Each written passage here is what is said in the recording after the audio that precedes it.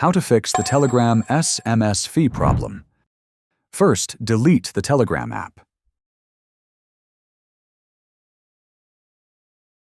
Next, open Chrome and search for Telegram APK.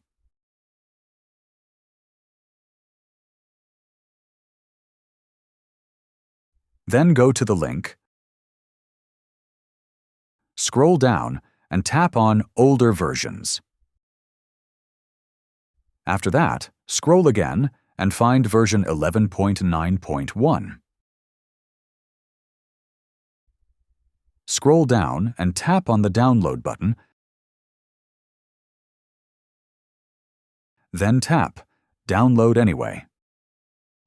Once the APK is downloaded, and install the Telegram APK. After installing, open the Telegram app and set up your existing account. That's it. If you found this useful, don't forget to like, share, and subscribe.